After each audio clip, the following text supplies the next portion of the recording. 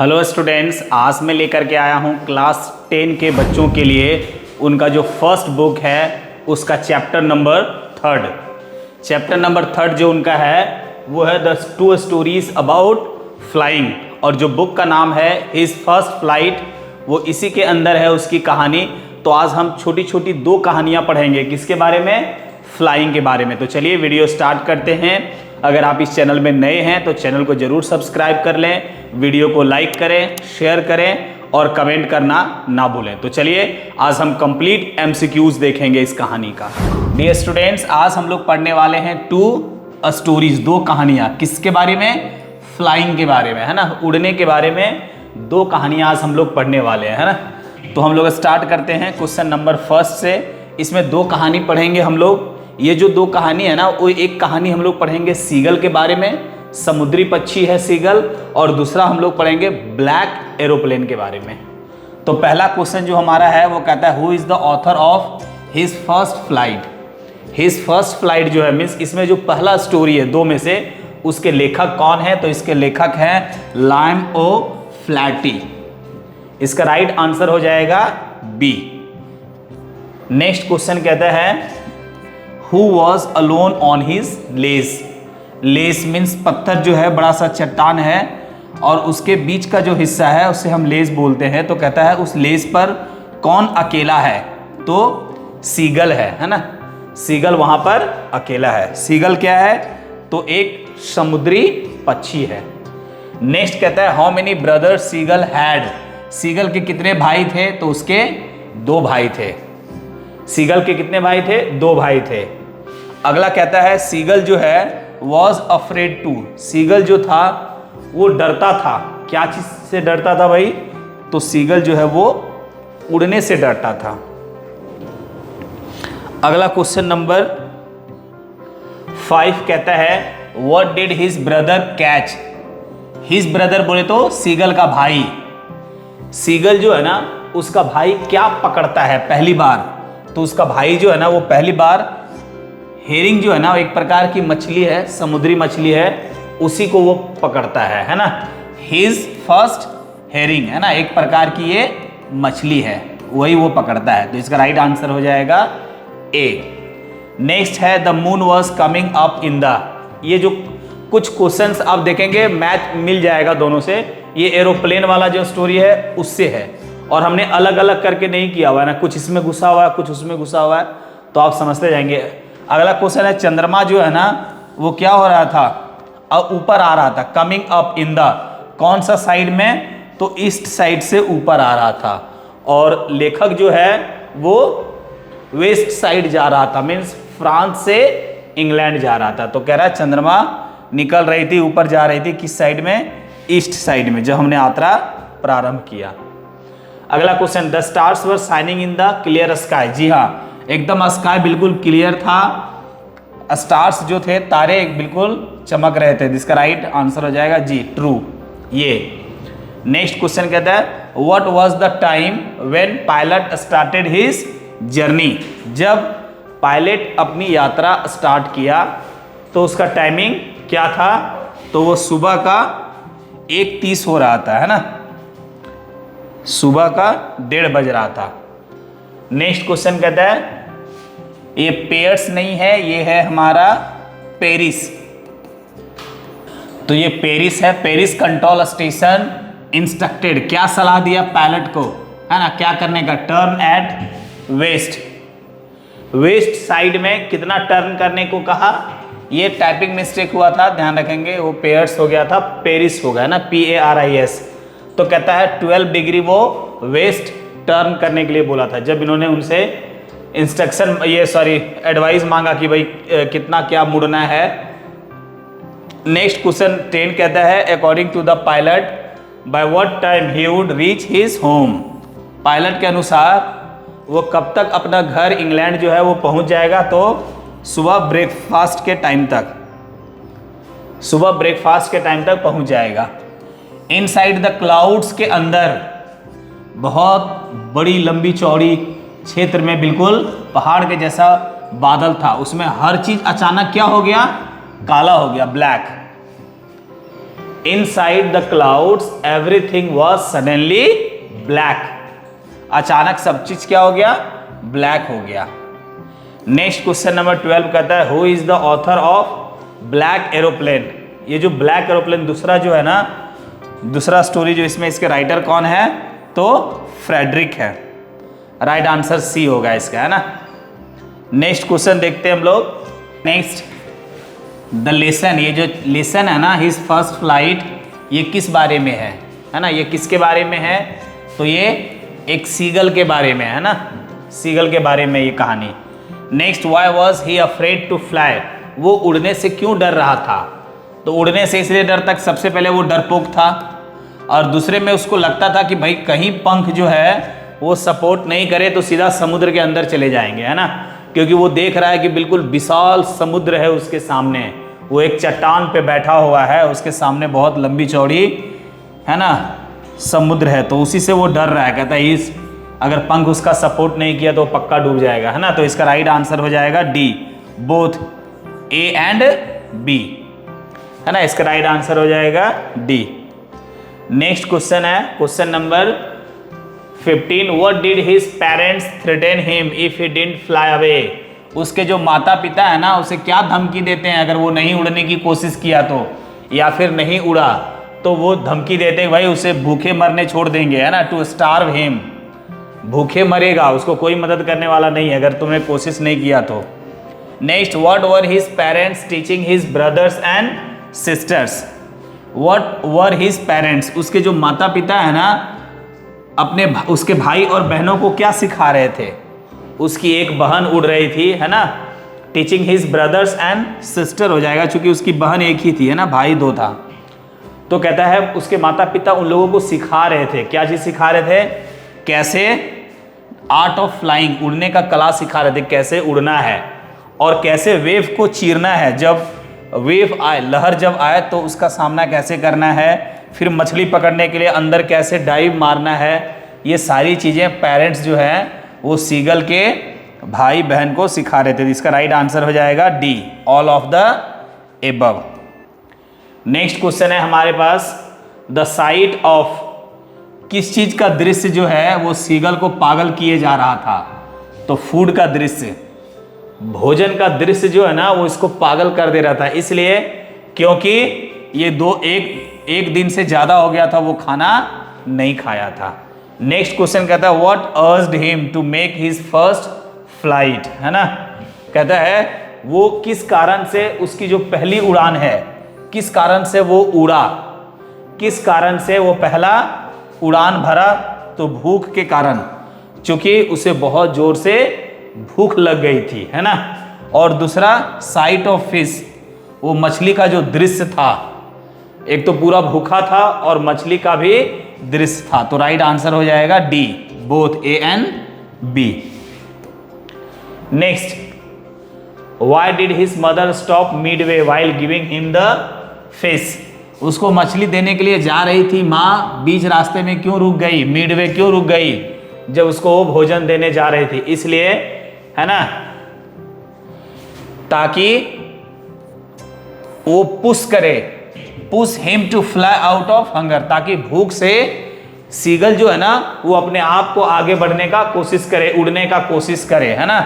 इसलिए वो mid way में रुक जाती है, ताकि ये भूख के कारण उसको झपटने के लिए जाए और उड़ने का प्रयास करे। नेक्स्ट क्वेश्चन है the title black aeroplane is based on. कहता है ब्लैक एरोप्लेन जो है ना, ये कहानी, ये इज बेस्ड ऑन, किस पर बेस्ड है?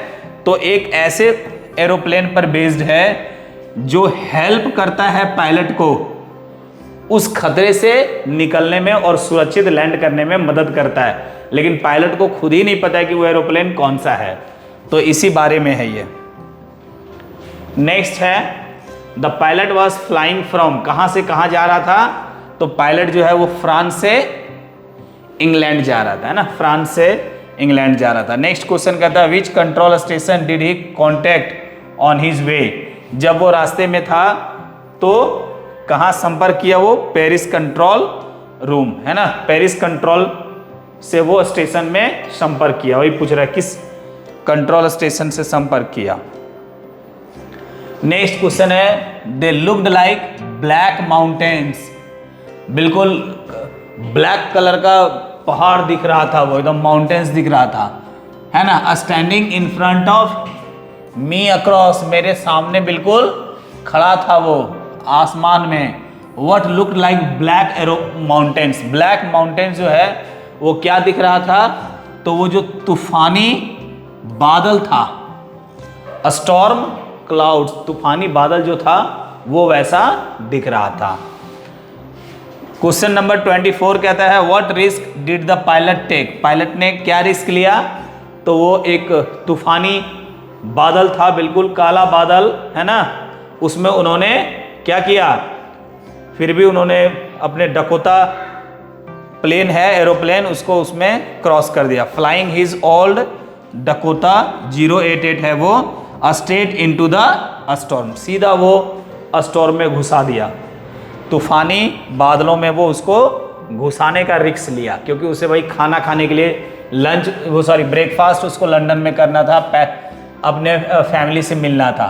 What instruments had stopped working during the storm, उस स्टॉर्म के दौरान, बादलों का जो अंधड़ था, तूफान था, उस दौरान क्या काम करना बंद कर दिया था, तो उसका कंपास भी बंद कर दिया था और रेडियो भी बंद कर दिया था। तो हो जाएगा बोथ ऑफ देम, दोनों, है ना, बोथ ऑफ देम, कंपास भी और रेडियो भी।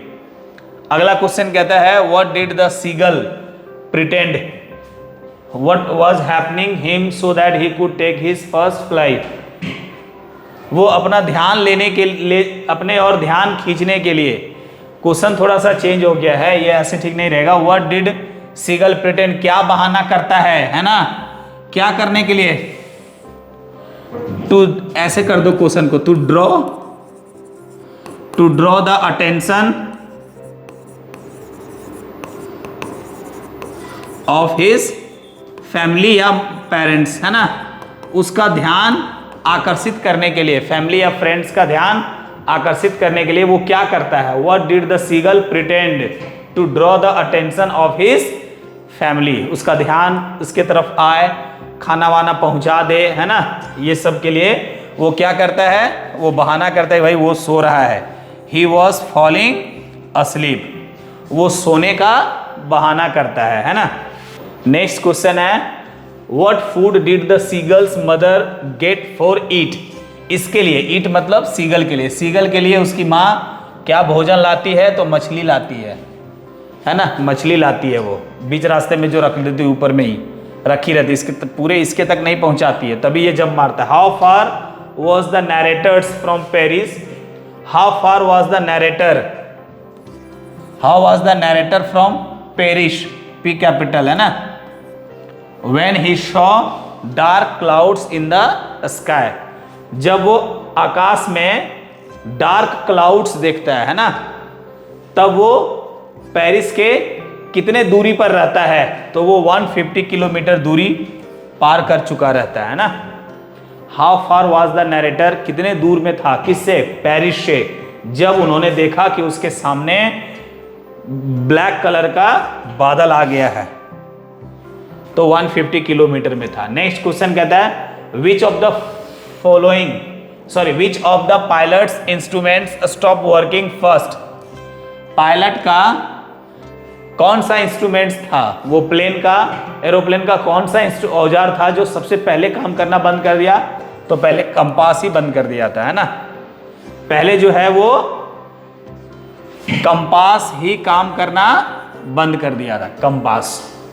Next, when the pilot of the black aeroplane asked the narrator to follow him, in which direction did he turn the aeroplane, कहता है जो ब्लैक एरोप्लेन था उन्होंने इंडिकेट किया पायलट को, ये जो राइटर हैं, है ना, ये जो पायलट उड़ा रहे हैं, जो फंस गए हैं जो, है ना, तो कहता है उसको किस दिशा में जाने के लिए संकेत दिया, कौन, जो ब्लैक एरोप्लेन था, तो किस दिशा में, तो वो नॉर्थ दिशा में बोला था, है ना, नॉर्थ दिशा में आने को वो इंडिकेट किया कि जब मैं इधर आ रहा हूं, इधर आओ आप।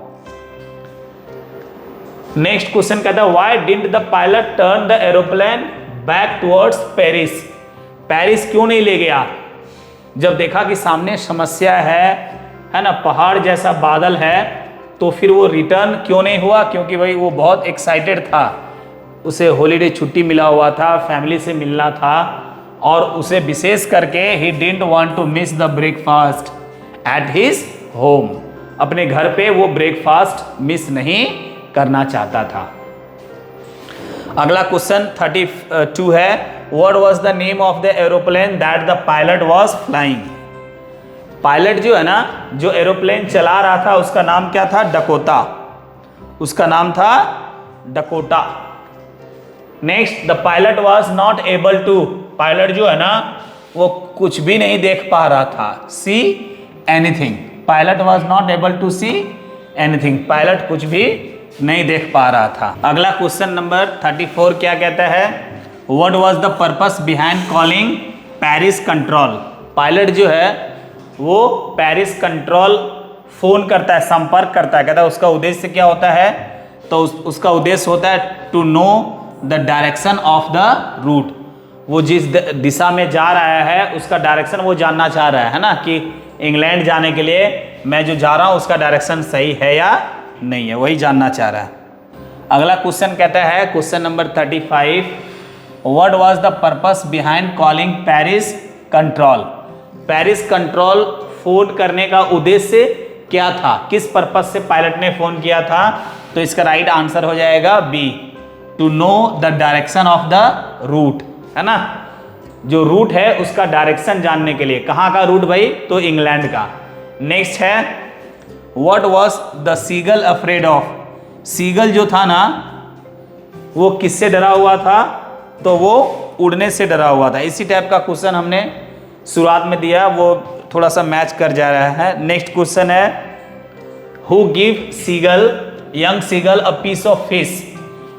मछली का एक टुकड़ा सीगल को कौन देता है? तो उसकी माँ देती है ना, मदर सीगल, मदर सीगल देती है। अगला कहता है, pick the most appropriate reason why the young seagull felt dizzy. Felt dizzy का मतलब होता है चक्कर महसूस करना, है ना, चक्कर लगना। तो कहता है कि किस कारण से उसको चक्कर लगा था, जो यंग सीगल था, है ना। तो चूंकि वो पहली बार उड़ान भरा था इसीलिए, तो इसका राइट आंसर हो जाएगा D, he was flying for the first time. वो पहली बार उड़ रहा था इसीलिए। अगला क्वेश्चन है, there was a great expanse of, पूरा विस्तार था, पूरा फैला हुआ था, विनीथ द हिल, हिल के नीचे। वो जो हिल पर है, खड़ा है सीगल, उसके नीचे क्या पूरा विस्तार में फैला हुआ है? सी, समुद्र, है ना। The young seagull had lack of, young seagull जो था, छोटा सा जो सीगल था, उसमें बहुत ज्यादा कमी थी। किसकी? हिम्मत की, करेज की कमी थी उसमें। नेक्स्ट क्वेश्चन कहता है, ब्लैंक डे या days passed but nobody had come near him to help. लेकिन कोई उसकी मदद करने नहीं आया था। कितना दिन बीत गया था भाई? पूरा एक दिन बीत गया था, है ना, पूरा 24 घंटा बीत गया था, लेकिन कोई भी उसे मदद करने नहीं आया था। नेक्स्ट क्वेश्चन नंबर 42 कहता है, only blank was looking at the young seagull. वो सिर्फ कौन था जो सीगल को देख रहा था? तो उसकी माँ, सिर्फ उसकी माँ उसे देख रही थी और कोई नहीं। नेक्स्ट क्वेश्चन कहता है, the young seagull cried. Young seagull जो है ना वो चिल्लाया, रोया, है ना। क्या बोल करके रोया? To bring him some food, food लाने के लिए, है ना, to bring him some food, भाई मेरे लिए कुछ फूड ला दीजिए, इसके लिए उन्होंने चिल्लाया। क्या बोलते हुए? ग ग ग, है ना, ग ग ग बोलते हुए उन्होंने चिल्लाया। नेक्स्ट क्वेश्चन 44 कहता है, out of the young seagull dive at the fish and started flying. Out of hunger, भूख से क्या किया? Out of hunger the young seagull dive, वो कूद गया मछली के लिए, है ना, और स्टार्टेड फ्लाइंग, और उड़ने लगा, और इसी से इसका फर्स्ट फ्लाइट हुआ। अगला क्वेश्चन कहता है, the colour of the she was. समुद्र का जो कलर था वो कैसा था? ब्लू था। और 45 के साथ इसका जो कंप्लीट एमसीक्यू है वो डियर स्टूडेंट समाप्त हो जाता है। मुझे उम्मीद है कि आप इसको बढ़िया से देखे होंगे। एक दो बार और भी इसे देखिएगा, जब परीक्षा नज़दीक होगा तो भी देखिएगा, ताकि इसका कंसेप्ट क्लियर हो जाए। आपको जरूरत महसूस हो तो कॉपी में भी लिख लीजिएगा। आज के लिए इतना ही, इसी तरह के पुनः अगले वीडियो में मिलते हैं, तब तक के लिए जय हिंद।